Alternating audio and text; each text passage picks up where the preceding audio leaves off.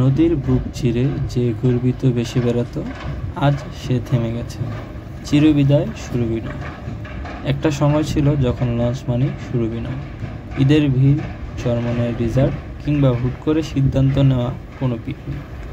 রাতের নদীপথে তার আলো ছিল দিশারি, আর ডেকে দাঁড়িয়ে থাকা মানুষগুলোর চোখে ছিল স্বপ্ন।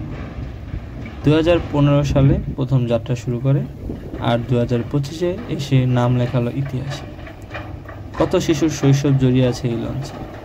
আজ যারা বড় হয়ে গেছে, বাবা মা হয়েছে, তারা এক সময় বাবার হাত ধরে উঠেছিল এই লঞ্চে।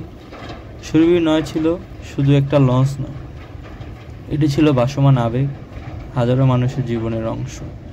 কখনো কীর্তনখোলায়, কখনো মেঘনার মাঝপথে, আর কখনো বুড়িগঙ্গার ঘাটে তার দেখা মিলত পরিচিত সেই ছায়া ও গতিতে। কিন্তু আজ সে বিদায় নিচ্ছে।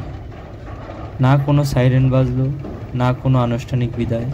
চুপিসারে নীরবে বিদায় নিল আমাদের নদীপথের এক জীবন্ত কিংবদন্তি। স্মৃতির পাতায় রয়ে গেল শুধু তার নাম, সুরবিনয়। আপনার সুরবিনয়ের সাথে যদি কোনো স্মৃতি থাকে, অবশ্যই কমেন্টে জানিয়ে দিন। চলুন শেষবারের মতো স্মৃতিগুলো একসাথে তুলে ধরে। এবং ভিডিওটি যদি আপনার ভালো লেগে থাকে তাহলে অবশ্যই চ্যানেলটিতে সাবস্ক্রাইব করবেন, এবং ফেসবুক থেকে দেখে থাকলে অবশ্যই পেজটিতে ফলো করবেন এবং ভিডিওটি শেয়ার করে পাশে থাকবেন। ধন্যবাদ সকলকে। তো এই হচ্ছে সুরবিনয়ের আপডেট সর্বশেষ। তো দেখতে পাচ্ছেন যে লঞ্চটির পরিস্থিতি ধীরে ধীরে হারিয়ে যাচ্ছে আমাদের মাঝ থেকে।